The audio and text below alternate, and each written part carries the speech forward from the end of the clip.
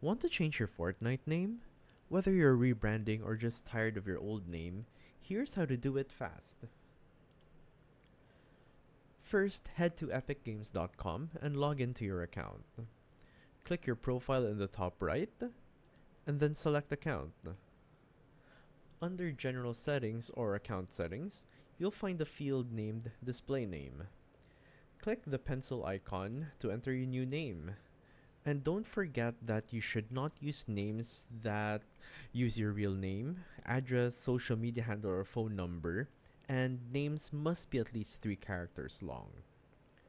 So enter your new name and hit confirm, just to make sure it's available. And once saved, restart Fortnite and boom, your new name is live. That's it. Fortnite only allows name changes every 2 weeks, so pick wisely. Drop a like if this helped.